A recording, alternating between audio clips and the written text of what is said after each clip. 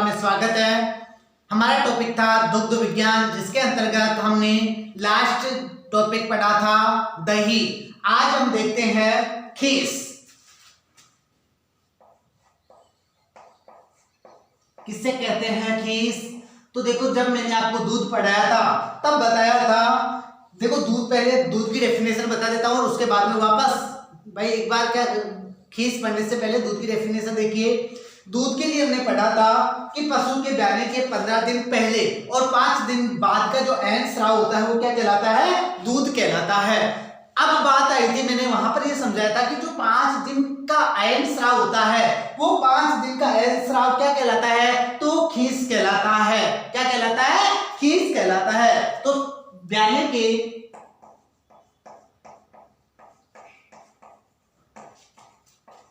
5 दिन का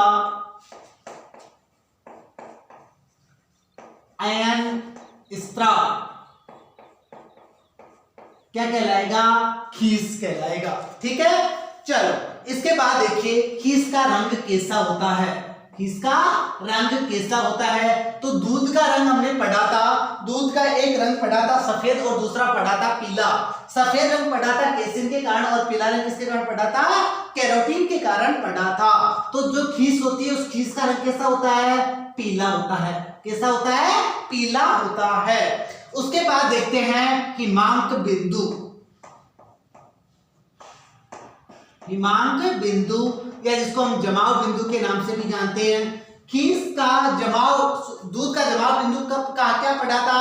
0.52 से माइनस में लिया था, माइनस 0.52 से माइनस 0.56, ठीक है, डिग्री सेंटीग्रेड।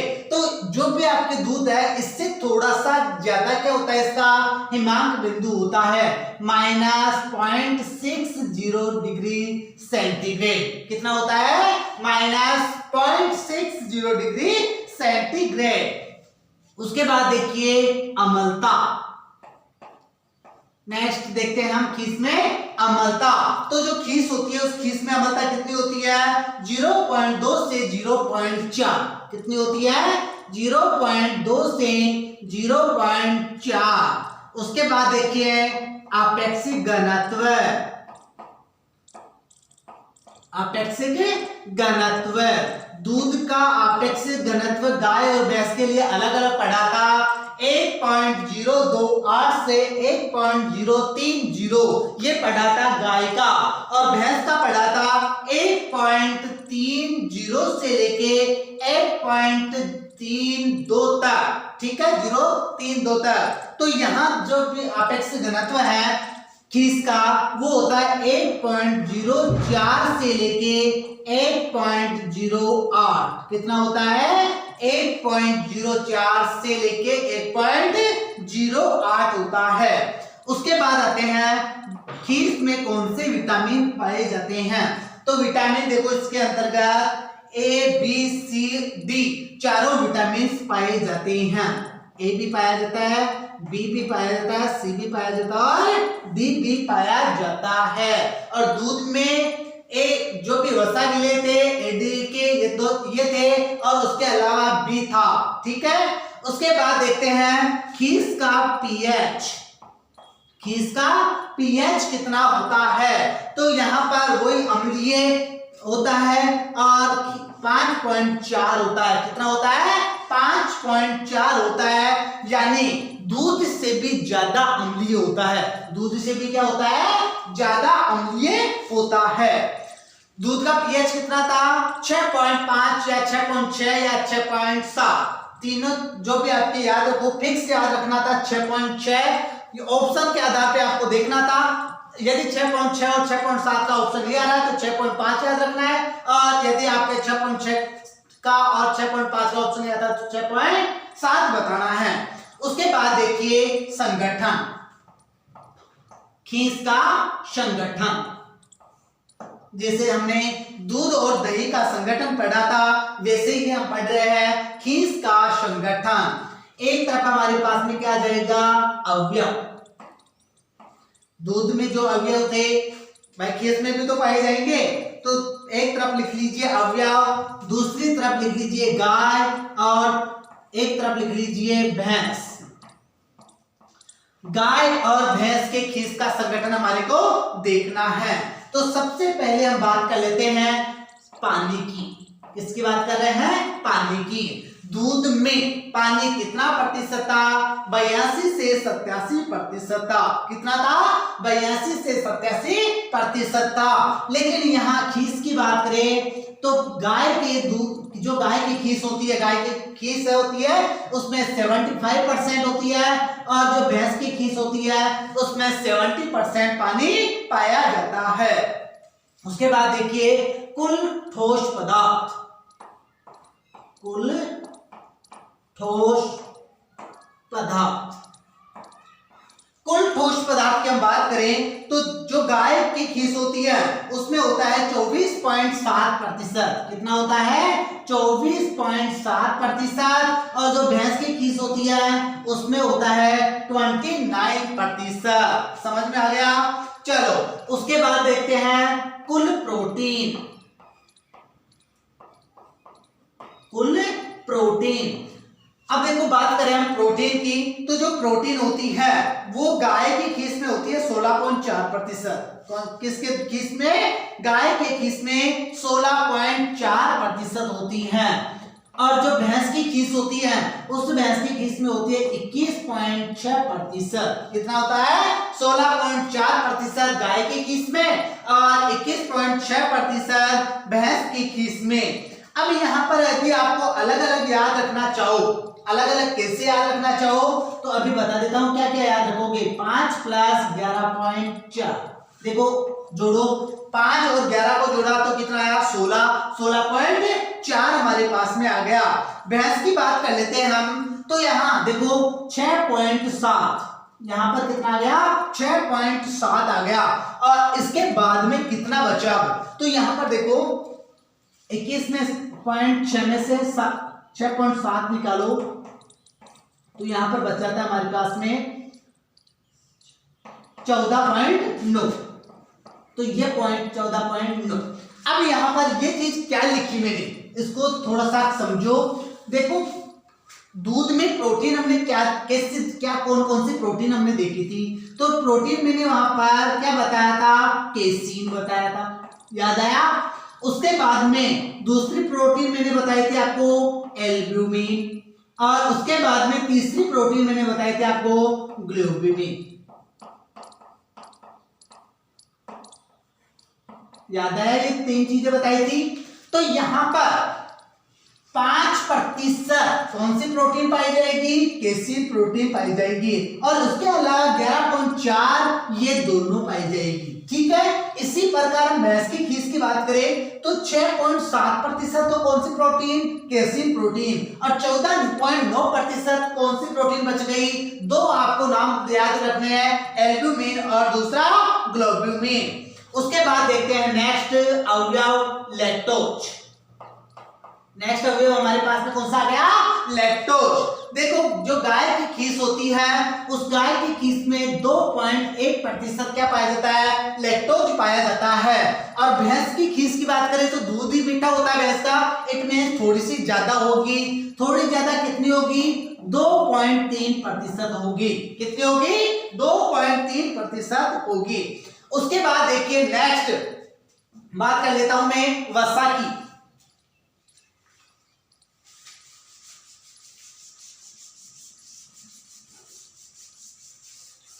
नेक्स्ट हम बात किसकी कर रहे हैं? वसा की हम बात कर रहे हैं। तो देखो गाय की जो खीस होती है उस गाय की खीस में 5.1% वसा पाई जाती है। वसा जो अवयव था वो 5 गाय की खीस में कितना पाया जाता है? 5.1%। लेकिन अब यहां पर थोड़ा सा आपको ध्यान रखना पड़ेगा, 4.1% ही क्या पाई जाती है? वसा पाई जाती है। ऐसे मान के चलिए, थोड़ा सा यहाँ क्या करना पड़ेगा? आपको ध्यान रखना पड़ेगा, क्योंकि जो गाय की खीस होती है उससे गाय की खीस में वसा क्या है? ज्यादा है। किसकी अपेक्षा? भैंस के खीस की अपेक्षा। भैंस की खीस में वसा कितनी हुई? 4.1%। उसके बाद देखिए नेक्स्ट खनिज लवण। नेक्स्ट हमारे पास में क्या आते हैं, खनिज लवण। देखो गाय की उसके सॉरी दूध की हम बात करें तो दूध में जो खनिज लवण हमने देखे थे 0.7 से लेके 0.9% देखे थे। कितने देखे थे? 0.7 से लेके 0.9% देखे थे। लेकिन यहाँ पर आपको बताना है 1.1% और यहाँ पर भी 1.1% याद रखना है। तो आपको थोड़ा सा आपको इसको समझ के याद करना। देखो पानी 75% गाय के किस में, 70% भैंस के किस में। उसके बाद में कुल ठोस पदार्थ हमने देखा 24.7% किसके किस में आया, गाय की किस में आया, और 29% किसके किस में आ गया, भैंस की किस में आ गया। प्रोटीन की बात करें तो प्रोटीन भैंस के दूध में ज्यादा होती है। कितनी होती है? 21.6% होती है, और गाय की किस में कितनी होती है? 16.4% होती है। प्रोटीन 3 प्रकार की बता दी मैंने आपको। नंबर 1 कैसीन, नंबर 2 एल्बुमिन और नंबर 3 ग्लोबुमिन। कैसीन प्रोटीन गाय की किस में पाई जाएगी, कितनी?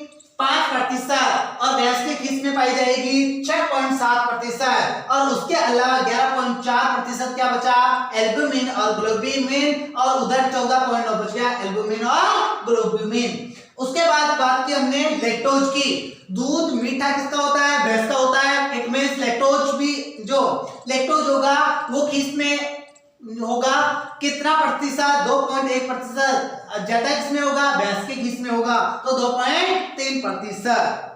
आ गया समझ में। चलो ऐसे ही बात की वसा की, तो थोड़ा सा वसा के लिए आपको मैंने कह दिया कि आपको याद रखना है 5.1% किसकी किस में, गाय की किस में, और 4.1% भैंस की किस में। और खनिज लवण की हमने बात की तो 1.1% दोनों के अंदर।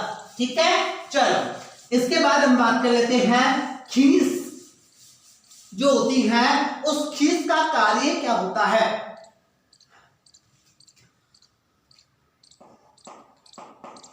खीस एक अच्छा विरेचक, रेचक या विरेचक शब्द दोनों ही आपको याद रखने हैं, तथा प्रतिरोधक क्षमता वाला होता है, रोग प्रतिरोधक क्षमता वाला होता है। क्वेश्चन आपको पूछा जाए कि खीस का क्या कार्य होता है, तो आपको बताना है खीस एक प्रकार का अच्छा रेचक भी है। दूसरा, खीस क्या करता है, रोग प्रतिरोधक क्षमता उत्पन्न करता है। देखो हमने पढ़ी थी पशुपालन में सामान्य औषधियां, और औषधियों के अंतर्गत हमने एक पढ़ा था अरंडी का तेल। वहां पर हमने कहा था कि यदि उसको किसको, जो भी बछड़ा होता है, उस बछड़े को खीस नहीं मिले उस कंडीशन में क्या करना चाहिए, अरंडी का तेल देना चाहिए। अरंडी का तेल किस प्रकार क्या था, रेचक था। तो खीस का जो काम होता है वो क्या होता है, रेचक, यानी जो भी पेट में जमा मल है उस जमा मल को बाहर निकालने का कार्य कौन करता है, खीस करता है। ठीक है, चलो इसके बाद खीस के बाद देखते हैं हम छेना, वह पनीर।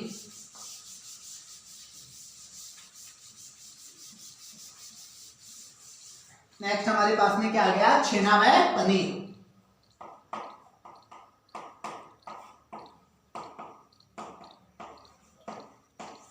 देखो छेना और पनीर होता क्या है, तो बात करें हम, जो भी गर्म दूध होता है उस गर्म दूध में हम अम्ल मिला दें, और अम्ल मिलाकर हम क्या कर ले, उसको फाड़ ले, तो हमारे को क्या प्राप्त होता है, छेना या पनीर प्राप्त होता है। ठीक है, तो यहां पर सबसे पहले आप यही बताओगे कि होता क्या है,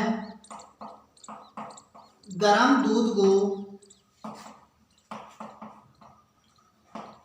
अम्ल मिलाकर फाड़कर तैयार करते हैं।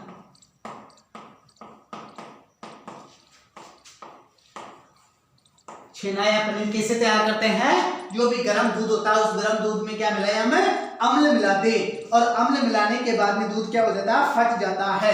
तो जो भी फटने के बाद में हमारे को जो पदार्थ प्राप्त होता है वो क्या कहलाता है, छेना या पनीर कहलाता है। अब बात करें अम्ल के अंतर्गत आप नींबू का रस साइट्रिक, वैसे साइट्रिक अम्ल मिलाया जाता है लेकिन आप नींबू का रस भी मिला सकते हो क्योंकि नींबू में क्या होता है, साइट्रिक अम्ल होता है। ठीक है, यहाँ पर हम बात कर रहे हैं कि सबसे अच्छा जो छेना या पनीर हमारे को प्राप्त होता है वो किससे प्राप्त होता है, तो गाय का दूध होता है, गाय का पूर्ण दूध होता है, उससे हमारे को क्या होता है, सर्वोत्तम छेना प्राप्त होता है। आ गया समझ में? गाय के पूर्ण दूध से सर्वोत्तम छेना प्राप्त होता है।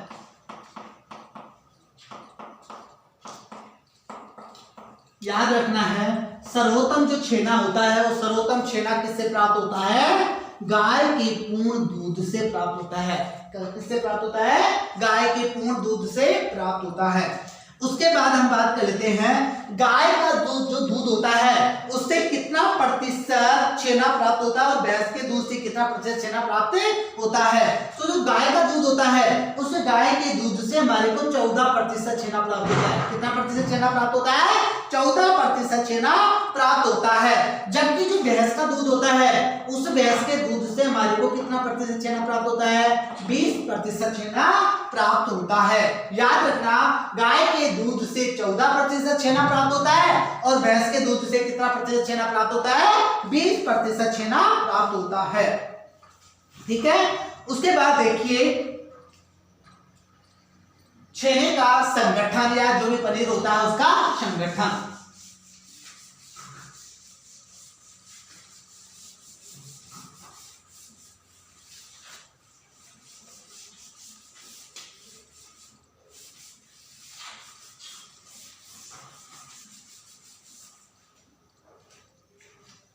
किसकी बात कर रहे हैं हम, संगठन की बात कर रहे हैं पनीर या छेना के। देखो संगठन के अंतर्गत आपको वही चीज, गाय के दूध से भी आपको क्या करना है, छेना तैयार करना है और भैंस के दूध से भी आप छेना तैयार करोगे। तो यहाँ पर हम कह रहे हैं सबसे पहले एक तरफ क्या लिख लेते हैं हम, अवयव। एक तरफ हम क्या लिख लेते हैं, अवयव। दूसरी तरफ हम लिख लेते हैं गाय और तीसरी तरफ हम लिख लेते हैं भैंस। क्या लिख लेते हैं, एक तरफ हम लिख लेते हैं गाय और एक तरफ हम लिख लेते हैं भैंस और दूसरी तरफ हम लिख लेते हैं अवयव। सबसे पहले हम बात करेंगे पानी की। किसकी बात करेंगे, अवयवों के अंतर्गत पानी की।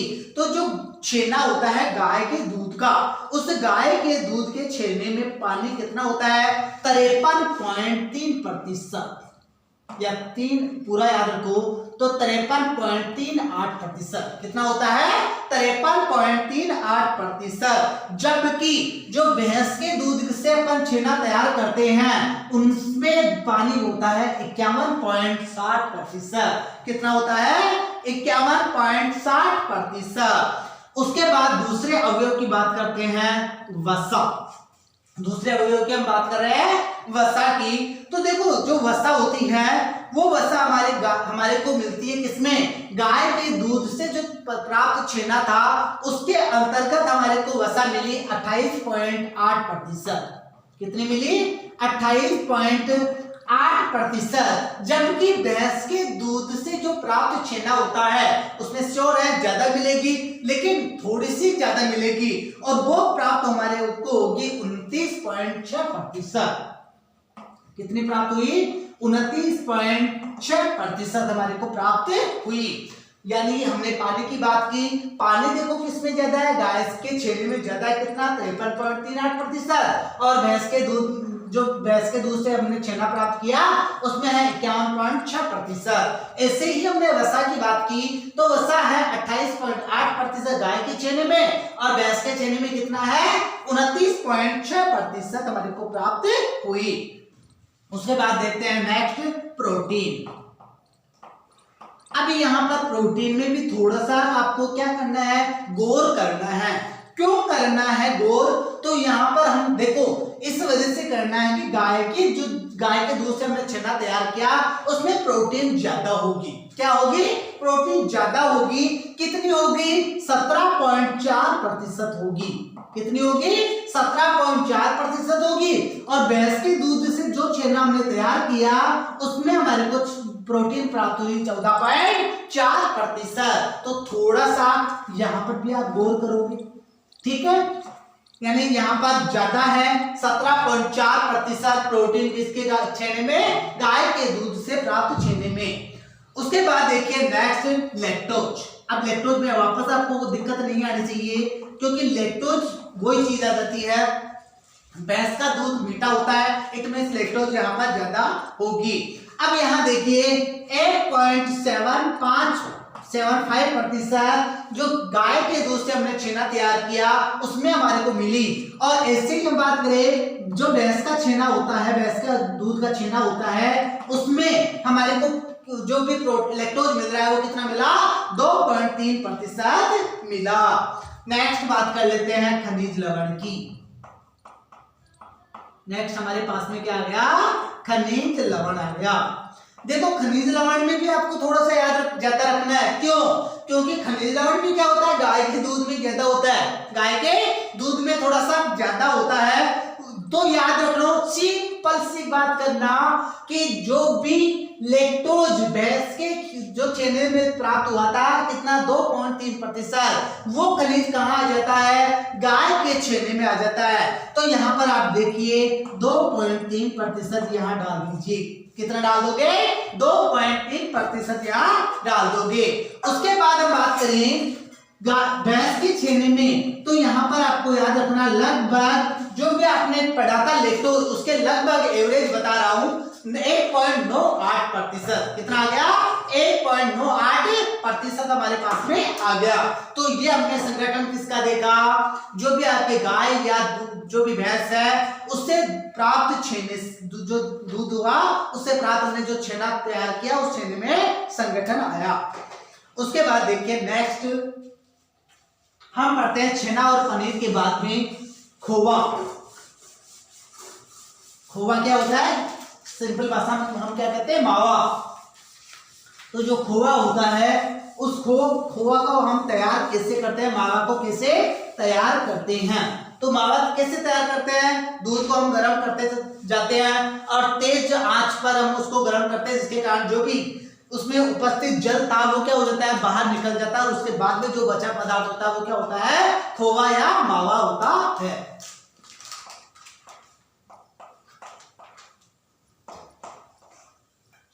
नाम यही आएगा, आपके मावा शब्द नहीं आएगा। तो याद रखना है खोवा। खोवा क्या होता है? ये चीज मैंने आपको बता दी कि दूध को क्या करोगे? जो दूध में उपस्थित जल है उसका तीव्र वाष्पीकरण होगा। किससे? गर्म करने से। दूध में उपस्थित जल को तीव्र वाष्पीकरण द्वारा बाहर निकालना।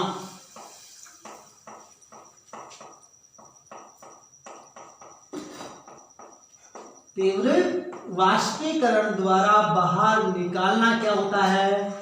उसके बाद में हमारे को जो भी पदार्थ प्राप्त होगा वो पदार्थ क्या कहलाएगा? खोवा कहलाएगा। खोवा में एक ठोस पदार्थ जो भी मावा होता है उस मावा में कितना ठोस पदार्थ होता है? तो सिंपल सी बात है, कंप्लीट जल निकल चुका है, लगभग जल निकल चुका है। सारा पदार्थ हमारे पास में क्या मिलेगा? ठोस पदार्थ मिलेगा। तो जो ठोस पदार्थ होता है वो कितना मिल जाता है हमारे को? 70 से 75%। 70 से 75%। और उसके बाद में हम दूसरा पदार्थ हमारे पास में क्या बचता है? उसमें नमी बच जाती है थोड़ी बहुत। और नमी देखो कितनी बच जाती है? 70 से 75 यहाँ पर आ रहा है। इट मीन्स नमी हमारे पास में कितनी आ गई? 20 से 25%। कितनी आ गई? 20 से 25% हमारे पास में नमी आ गई। उसके बाद देखते हैं खोवा का संगठन। नेक्स्ट हमारे पास में क्या आ गया? खोवा का संगठन। देखो खोवा का आपको संगठन याद रखना है। तो संगठन के अंतर्गत तो वही चीजें आपको पढ़ते चले जा रहा है। संगठन में हम क्या पढ़ेंगे? अवयव पढ़ेंगे। संगठन में क्या पढ़ेंगे हम? अवयव पढ़ेंगे। खोआ हम किससे तैयार करते हैं? गाय के दूध से भी तैयार करते हैं, भैंस के दूध से भी तैयार करते हैं। तो एक तरफ लिख लीजिए गाय और एक तरफ लिख लीजिए भैंस। ठीक है। अब ये अवयव के अंतर्गत वही हम बात कर लेते हैं। सबसे पहले किसकी? पानी की। किसकी बात कर रहे हैं? पानी की हम बात कर रहे हैं। तो देखो जो पानी होता है गाय, अब यहाँ पर आपको ये चीज पड़ी है तो सिंपल सी आप निकाल सकते हो। पानी कितना होगा? 25.6%। गाय का जो गाय से आप गाय के दूध से क्या तैयार करोगे?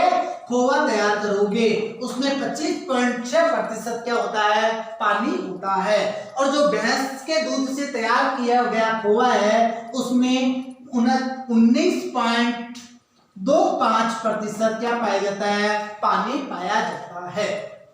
आगे समझ में कि जो खोआ होता है उससे खोआ में पानी कितना होता है? तो गाय के दूध से तैयार किया गया जो खोआ है उसमें 25.6% पानी है और जो भैंस के दूध से प्राप्त खोआ है उसमें 19.25% पानी है। उसके बाद देखते हैं नेक्स्ट वसा। नेक्स्ट अवयवों के अंतर्गत हम क्या देखते हैं? वसा। देखो जो गाय के दूध से प्राप्त खोआ है उसमें 25.73% क्या होता है? वसा होती है। कितना होता है? 25.73% वसा होती है। और जो भैंस के दूध से प्राप्त खोआ था उसमें सबसे भाई ज्यादा होगी वसा, सिंपल सी बात है। 37.16%। कितनी होती है? 37.16% क्या होती है? इसमें वसा होती है। उसके बाद देखिए नेक्स्ट अवयव, और नेक्स्ट अवयवों के अंतर्गत हमने देखा प्रोटीन। नेक्स्ट अवयवों के अंतर्गत हम क्या देख रहे हैं? प्रोटीन। तो गाय के दूध से प्राप्त जो खोआ होगा उसमें प्रोटीन होगी 19.2%। कितनी होगी? 19.2%। और जो भैंस के दूध से प्राप्त खोआ है उसमें 17.3% क्या पाई जाती है? प्रोटीन पाई जाती है। कितनी पाई जाती है? 17.3% भैंस के दूध से प्राप्त खोआ में और 19.2% गाय के दूध से प्राप्त खोआ में होती है। नेक्स्ट देखते हैं लैक्टोज। देखो अवयव तो आपको वही दूध वाले याद रखने हैं क्योंकि सारी चीजें हम किससे बना रहे हैं? दूध से बना रहे हैं। तो पानी, प्रोटीन, वसा, लैक्टोज, खनिज लवण, ये सारे के सारे अपन हमने दूध में याद रखे थे। दूध के बाद में हमने दही में भी याद रखे, क्रीम में भी हमने याद रखे। तो ये सारी चीजें आपके पास में चलती जाएगी। लैक्टोज देखिए जो गाय का दूध होता है उससे प्राप्त जो खोआ होता है उसमें लैक्टोज होता है 25.5%। कितना होता है? 25.5%। लेकिन यहाँ पर अब याद रखने वाली, ध्यान देने वाली बात आ गई। कहां पर? भैंस के दूध से प्राप्त खोआ में। यहाँ पर आपको कितना याद रखना है? 22.3% याद रखना है। कितना याद रखना है? 22.3% याद रखना है। उसके बाद देखिए नेक्स्ट खनिज लवण। नेक्स्ट हमारे पास में क्या आते हैं? खनिज लवण। देखो जो भी आपका गाय के दूध से प्राप्त हुआ है उसमें 3.18% क्या पाई जाती है? खनिज लवण पाए जाते हैं। कितने पाए जाते हैं? 3.18%। और ऐसे ही हम बात करें भैंस के दूध से प्राप्त खोआ में तो यहाँ पर आपको याद रखना है 3.64%। कितना याद रखना है? 10.64%। और उसके बाद में हम याद रखेंगे आयरन। और इसमें क्या याद रखेंगे? आयरन। आयरन हमेशा किसमें होगा? पीपीएम में होगा। पीपीएम की फुल फॉर्म पार्ट पर मिलियन। तो जो पीपीएम होगा कहां पर? गाय के दूध से प्राप्त खोआ में तो वहां होगा 103 और भैंस के दूध से प्राप्त खोआ में होगा 101। आगे समझ में क्या पढ़ा हमने? खोआ। खोआ क्या था कि दूध में उपस्थित जो जल था उसको हमने क्या किया? वाष्पीकरण के द्वारा बाहर निकाल दिया। और बाहर निकालने के बाद में जो पदार्थ हमारे पास में बचा वो हमारे को क्या प्राप्त हो गया, खोआ प्राप्त हो गया। खोआ में ठोस पदार्थ होता है 70 से 75% और नमी होती है 20 से 25%। संगठन में हमने देखा पानी, वसा, प्रोटीन, लैक्टोज, खनिज लवण और आयरन। सिंपल सी बात थी। पानी तो आपको यहीं से याद हो जाएगा, कहां से, जो दो चीजें हमने पढ़ी, ठोस पदार्थ और नमी। नमी यहाँ देखो एवरेज कितनी आ रही है 20 से 25, इट मींस गाय और जो भैंस है उसके अंतर्गत एवरेज लगभग इतनी होगी। तो हमने यहाँ देखा 25.6% और यहाँ देखा 19.25%। फिर बात की हमने वसा की, तो वसा क्या होती है, देखो यहाँ पर 25.73% होती है और यहाँ पर 37.16% होती है। ऐसे ही बात की प्रोटीन की 19.2, 17.3। यहाँ लैक्टोज की बात की 25.5, 22.3। खनिज लवण 3.18, 3.64 और आयरन की बात की 103 ppm और वहां पर 101 ppm। आगे समझ ले, ये आपके क्या हो जाते हैं, जो भी आपके दुग्ध पदार्थ है वो दुग्ध पदार्थ कंप्लीट हो जाते हैं। इसके बाद देखिए जो भी दूध डेयरी के बर्तन होते हैं, उन्हें डेयरी के बर्तनों की हमारी को सफाई करनी होती है। उनकी सफाई के लिए हम कौन से पदार्थ काम में लेते हैं, ये चीज हमारे को पढ़नी है। और दूध जो देखो जो भी बर्तन होते हैं उनको एक सिस्टमेटिक तरीके से हम क्या करते हैं, साफ करते हैं। ऐसा नहीं है कि डायरेक्ट आप कोई से भी पानी से धो दो। तो यदि आप ऐसा करोगे तो जिसमें जो भी दुग्ध पदार्थ है, मिल्क स्टोन है, वो मिल्क स्टोन क्या हो जाएगी, जम जाएगी। नेक्स्ट क्या आया हमारे पास में, डेयरी के बर्तनों की सफाई।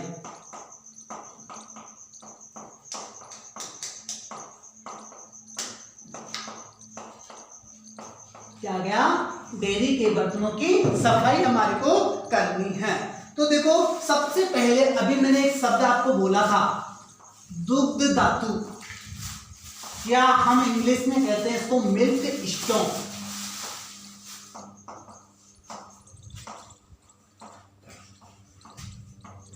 क्या कहते हैं, मिल्क स्टोन। क्या होता है दुग्ध धातु या मिल्क स्टोन? तो देखो सर्दियों में, अब हमारे घर की हम बात कर लेते हैं, सर्दियों में आप दूध कहाँ लेके जाते हो, डेयरी पे लेके जाते हो। और उस कंडीशन, या डेयरी की बात भी नहीं करें तो हम घर पे यूज में लेते हैं, तो उस कंडीशन में हमारा जो बर्तन होता है उस बर्तन के ऊपर क्या होता है, एक ठोस पदार्थ जम जाता है। वो ठोस पदार्थ क्या कहलाता है, दुग्ध धातु या मिल्क स्टोन कहलाता है। क्या कहलाता है, दुग्ध धातु या मिल्क स्टोन कहलाता है। तो यहां बताइए दूध के बर्तनों पर ठोस पदार्थ का जमना, और वो क्या कहलाएगा, मिल्क स्टोन या दुग्ध धातु कहलाएगा। ठीक है। उसके बाद में देखिए जो भी डेयरी के बर्तन है उनको धोने की या सफाई करने की जो वैज्ञानिक विधि होती है, वो वैज्ञानिक विधि क्या होती है। सबसे पहले हम किस पानी से धोए, ये आपको याद रखना है। तो हमारे घरों पे देखिए थोड़ा सा क्या करते हैं, हम गर्म पानी से धोते हैं, वो सरासर क्या है, गलत है। सबसे पहले बर्तन को हमेशा एक नॉर्मल जो पानी होता है हमारे वातावरण में, जो भी जितना टेम्परेचर होता है उस वातावरण के टेम्परेचर वाला पानी से हमारे को क्या करना चाहिए, बर्तन को साफ करना चाहिए। तो सबसे पहले हमने क्या की, ठंडे पानी से सफाई।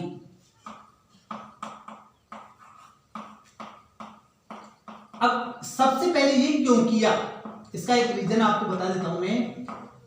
यदि हम सबसे पहले ही डायरेक्टली गर्म पानी से धोए, उस गर्म पानी से धोने के कारण क्या होता है, ये मिल्क स्टोन फट जाती है, और मिल्क स्टोन फट के क्या होती है, बर्तन के ऊपर चिपक जाती है। उस चिपकने से बचाने के लिए हम क्या करते हैं, सबसे पहले जो भी हमारा वातावरण का जो टेम्परेचर होता है उस पे जितना पानी नॉर्मल उस पानी का टेम्परेचर होगा, उस पानी से हम सबसे पहले बर्तन की सफाई करेंगे। उसके बाद देखिए ये पहला पॉइंट हमने काम में लिया। उसके बाद में सीक्वेंस से लिख रहा हूं, दूसरा काम में लेते हैं सोडे के गर्म घोल से। सोडे के गर्म घोल से यानी सबसे पहले ठंडे पानी से साफ किया और ठंडे पानी से साफ करने के बाद में जो आपके पास गर्म जल था उस गर्म जल में हमने क्या मिला दिया, सोडा मिला दिया और सोडा मिलाकर हमने क्या किया, बर्तन को साफ किया। अब यहां पर देखो ये सोडा घोल हमारे को बनाना है, तो सोडा घोल भी हम क्या करते हैं, दो प्रकार से बनाते हैं। एक क्या करते हैं, देखो यदि हमारे क्या है, एक बड़ा फार्म है, उस बड़े फार्म पर हमेशा बर्तन किससे धोए जाते हैं, मशीनों के द्वारा धोए जाते हैं। लेकिन हमारे घर पे आमतौर पे छोटा सा काम होता है, उस कंडीशन में हम क्या करते हैं, बर्तनों को हाथों से ही धो देते हैं। तो यदि आपको बर्तनों को क्या करना है, हाथ से धोना है, तो उस कंडीशन में आप क्या करोगे, सोडा कम मिलाओगे। और यदि बर्तन को क्या करोगे, मशीन से धो रहे हो, उस कंडीशन में क्या कर रहे हो, सोडा उसमें आपको ज्यादा मिलाना है। ठीक है, तो यहां देखिए जो सोडा घोल है वो सोडा घोल दो प्रकार से तैयार करेंगे। नंबर एक, हाथ से धोने पर,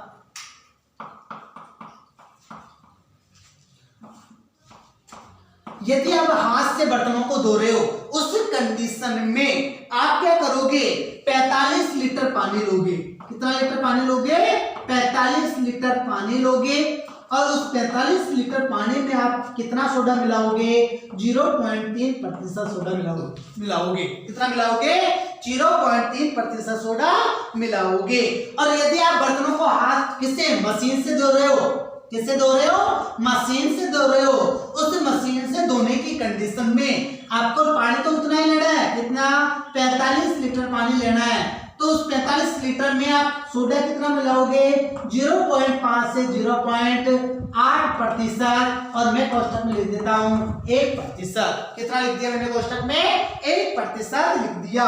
यानी कहने का मतलब यह है कि आप मशीन से यदि बर्तन साफ कर रहे हो उसी कंडीशन में सोडे की मात्रा आपको क्या करनी है, ज्यादा काम में लेनी है।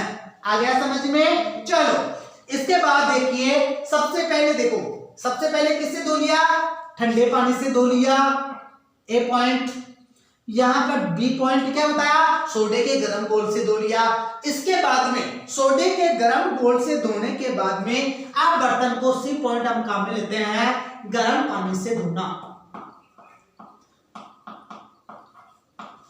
यानी जो भी आपका शुद्ध गर्म पानी होगा उससे शुद्ध गर्म पानी से आप बर्तन को धोओगे। और उसके बाद में नेक्स्ट जो हम काम में लेते हैं, नंबर पॉइंट 4, उसमें करते हैं हम निर्जलीकरण। क्या करते हैं, निर्जलीकरण। अब निर्जलीकरण का मतलब क्या होता है समझ लीजिए। देखो शब्द में से ही, तो मेरी एक आदत है, हमेशा कोई भी तो शब्द है मैं उस शब्द को तोड़ के ही बताता हूं। तो आप शब्दों को तोड़ना यदि सीख जाते हो, इसका मतलब आप उस प्रोसेस को समझ जाओगे। निर्जलीकरण, जल से रहित। निर् का मतलब क्या होता है, रहित। किससे, जल से रहित। तो जल से रहित करना, बर्तन को किस क्या करोगे, जल से रहित करोगे, वो क्रिया क्या कहलाएगी, निर्जलीकरण कहलाएगी। क्या कहलाएगी, निर्जलीकरण कहलाएगी। और निर्जलीकरण की क्रिया में हम क्या क्या काम में लेते हैं, तो एक तो आप भाप काम में लेते हो। क्या काम में लेते हो, भाप काम में लेते हो।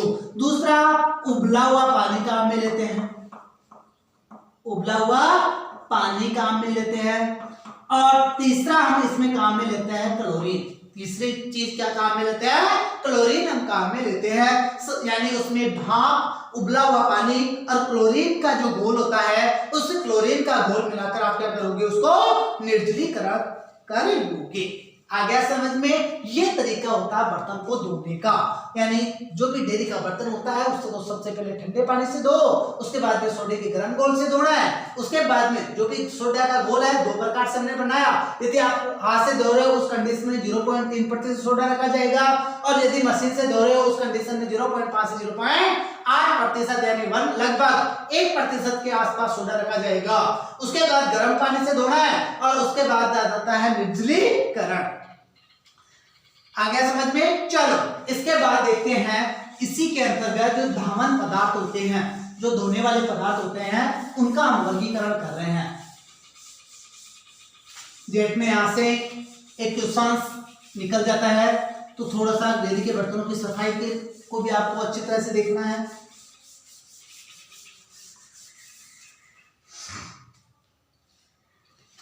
नेक्स्ट हमारे पास में क्या आ गया, धावन पदार्थों का वर्गीकरण।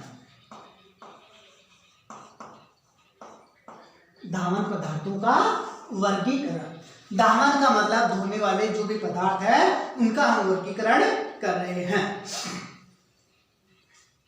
तो देखो इसके अंतर्गत सब नंबर 1 हम काम में लेते हैं क्षारीय धावन पदार्थ। क्षारीय धावन पदार्थ यानी जिनकी प्रकृति क्षारीय होती है, ऐसे जो धावन पदार्थ होते हैं उनको हम क्या कहते हैं, क्षारीय धावन पदार्थ कहते हैं। अब देखो आगे चल के अम्लीय धावन पदार्थ भी आएगा, जटिल फास्फेट भी आएगा। तो इन सब में सबसे ज्यादा जो यूज में होता है वो यूज में कौन सा होता है, क्षारीय धावन पदार्थ ही सबसे ज्यादा यूज में होता है, सर्वाधिक प्रयोग में लिया जाने वाला।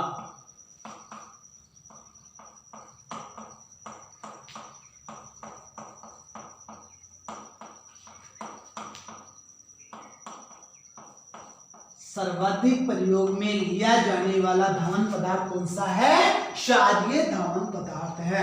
ये इनके प्रकार कुछ हैं, जैसे इसके अंतर्गत हम एग्जाम्पल हम देखते हैं कास्टिक सोडा। इसमें हमने एग्जाम्पल क्या देखा, कास्टिक सोडा। कास्टिक सोडा का सूत्र क्या होता है, NaOH।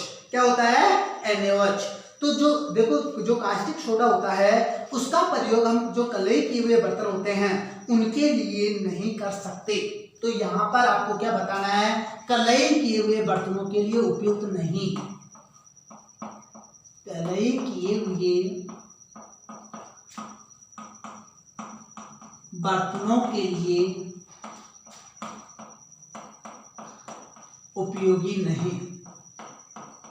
कलई किए हुए बर्तन कौन से होते हैं, कलई किए हुए बर्तन कौन से होते हैं, तो देखो आजकल क्या होता है, जो स्टील का बर्तन आता है उस स्टील के बर्तन पर क्या होता है, जो टिन होती है उसके क्या कर देते हैं, एक परत बना देते हैं, तो वो क्या होता है, यानी कलई किया हुआ बर्तन। तो कास्टिक सोडा का प्रयोग हम सभी बर्तनों के लिए कर सकते हैं, ओनली कौन से बर्तनों के लिए नहीं कर सकते, जो भी कलई किए हुए बर्तन होते हैं उनके लिए नहीं कर सकते। अब यहाँ बात करें तो जो भी देखो हमारे पास में जो भी कास्टिक सोडा होता है उस कास्टिक सोडा की मात्रा हम कितना काम में लेते हैं।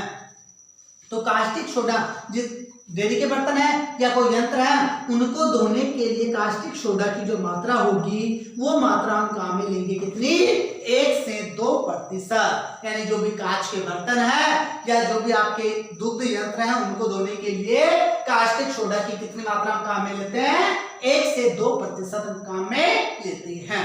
उसके बाद नंबर दूसरा कास्टिक सोडा एग्जाम्पल देखा, उसके बाद में दूसरा एग्जाम्पल देखिए सोडा राख। दूसरा एग्जाम्पल हमारे पास में कौन सा आ गया, सोडा राख। सोडा राख का सूत्र Na2CO3 और कास्टिक सोडा NaOH। तो थोड़ा सा इन सूत्रों को याद रखना, हो सकता है सूत्र आ जाए। जो सोडा राख होती है सोडा राख का सूत्र हमारे पास में क्या आया, Na2CO3। अब यहां बात कर लेते हैं Na2CO3 का प्रयोग जो भी कलई किए हुए बर्तन होते हैं इनके लिए करते हैं, ठीक है। तो कलई किए हुए बर्तनों के लिए उपयुक्त, कलई किए हुए बर्तनों के लिए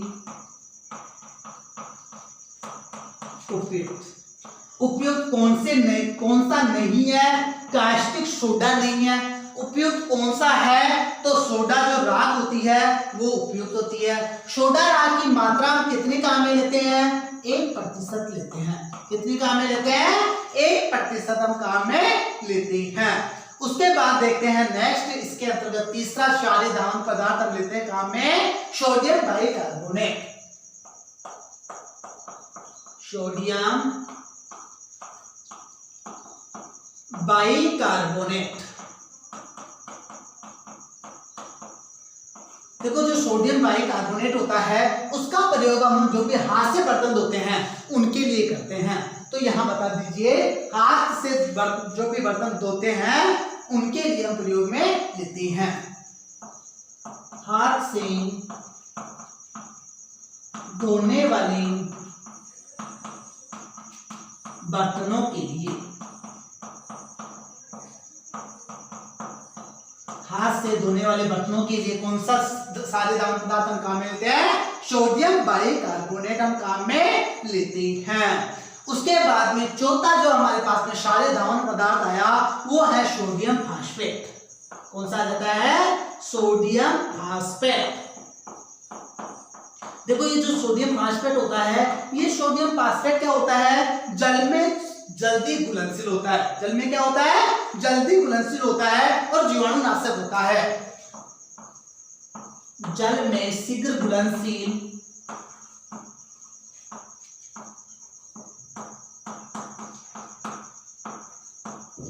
व जीवाणुनाशक। और ऐसे धावन पदार्थ का प्रयोग हम सभी बर्तनों के लिए कर सकते हैं। ऐसे धावन पदार्थ का प्रयोग हम सभी बर्तनों के लिए कर सकते हैं। तो आपको क्वेश्चन से पूछा जाए कि सभी प्रकार के बर्तनों की सफाई के लिए कौन सा क्षारीय धावन पदार्थ हम काम में लेते हैं, तो आपको बताना है सोडियम फास्फेट। यदि क्वेश्चन पूछा जाता है कि हाथ से धोने वाले बर्तनों की सफाई के लिए कौन सा धावन पदार्थ हम काम में लेते हैं, तो आपको बताना सोडियम बाइकार्बोनेट। आ गया समझ में? चलो ये तो कौन से हमारे पास में कौन से धावन पदार्थ कंप्लीट हो गए? क्षारीय धावन पदार्थ कंप्लीट हो गए। उसके बाद देखिए अम्लीय धावन पदार्थ।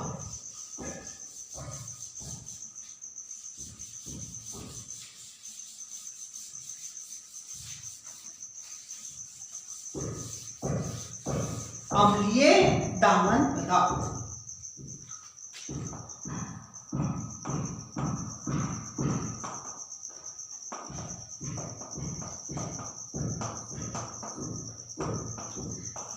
पहला हमने कौन सा पढ़ा? क्षारीय धावन पदार्थ। और दूसरा हमारे पास में कौन सा आ गया? क्षारीय धावन पदार्थ। सॉरी, हाँ, अम्लीय और क्षारीय। तो यहां हम पढ़ रहे हैं अम्लीय। अम्लीय जो धावन पदार्थ होता है इसका प्रयोग विशेष प्रकार के बर्तनों की सफाई के लिए किया जाता है। विशेष प्रकार के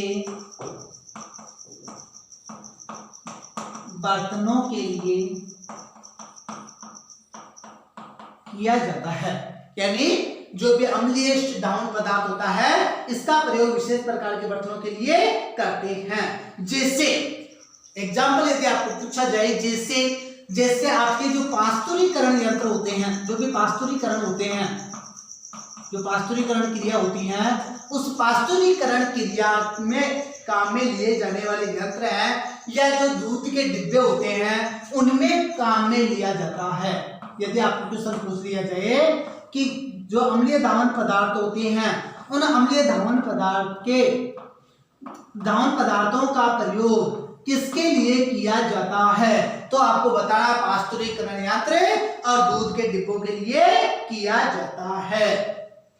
अब देखिए जो अम्लीय धावन पदार्थ होते हैं इनकी मात्रा हम काम में लेते हैं 0.1%। कितनी काम में लेते हैं? 0.1% काम में लेते हैं। ऐसे अम्लीय धावन पदार्थ कौन कौन से हैं? तो देखो जो टार्ट्रिक अम्ल होता है,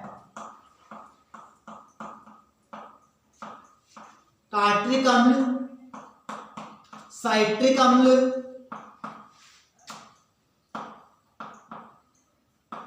ग्लूकोनिक अम्ल,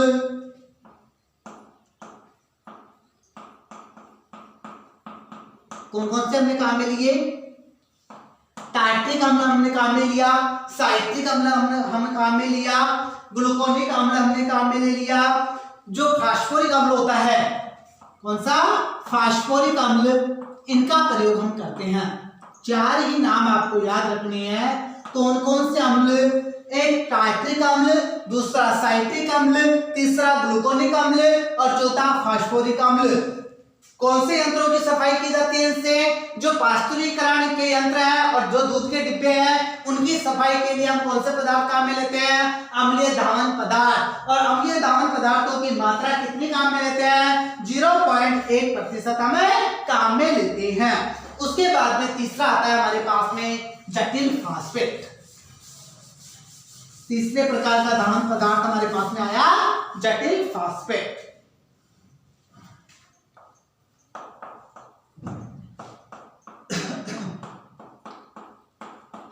देखो जो जटिल फास्फेट होते हैं वो जटिल फास्फेट क्या करते हैं? जो कठोर पानी होते हैं उस कठोर पानी होता है उस कठोर पानी के कठोरपन को दूर करते हैं। पानी की कठोरपन को दूर करते हैं। यदि क्वेश्चन पूछा जाए आपसे कि ऐसे कौन से धावन पदार्थ हैं जिनका प्रयोग कठोर पानी में किया जाता है, यानी जो कठोर पानी का मतलब खारा पानी उसमें किया जाता है, तो आपको बताना है जटिल फास्फेट। ठीक है, इसके एग्जांपल बताने हैं सोडियम हेक्सामेटाफास्फेट। सोडियम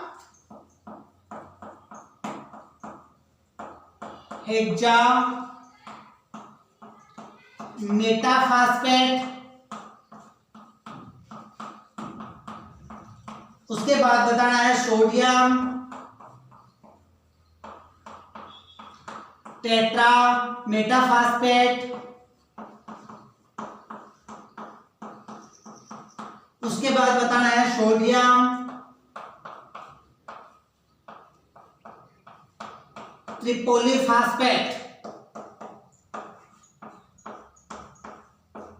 3 एग्जाम्पल हमने देखे और 3 एग्जाम्पल कौन कौन से आए? नंबर 1 सोडियम हेक्सामेटाफास्फेट, दूसरा आया सोडियम टेट्रामेटाफास्फेट और तीसरा हमारे पास में आया सोडियम ट्रिपोलीफास्फेट। ठीक है, ये आ गया समझ में। चलो इसके बाद देखते हैं नेक्स्ट नंबर 4 पे वेटिंग एजेंट, आर्द्रण कारक।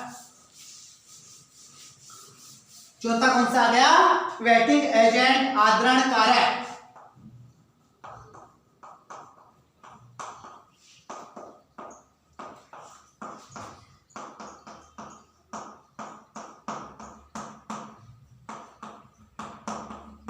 वेटिंग एजेंट या आर्द्रण कारक। तो ये जो वेटिंग एजेंट होते हैं ये क्या करते हैं? जो सतह होती है उसको, जो सतह से क्या चिपकी होती है वसा, उस वसा को हटाने का कार्य करते हैं। वसा को सतह से हटाते हैं। क्या करते हैं? सतह से हटाते हैं। ये हमारे पास में क्या आ जाते हैं? धावन पदार्थ आ जाते हैं। नेक्स्ट हम देखते हैं धावन पदार्थों के गुण। धावन पदार्थों के गुण, कौन कौन से गुण होने चाहिए? तो धावन पदार्थ एक अच्छा आर्द्रक होना चाहिए। धावन पदार्थ एक अच्छा आर्द्रक होना चाहिए। पहला जो गुण होना चाहिए वो गुण क्या होना चाहिए?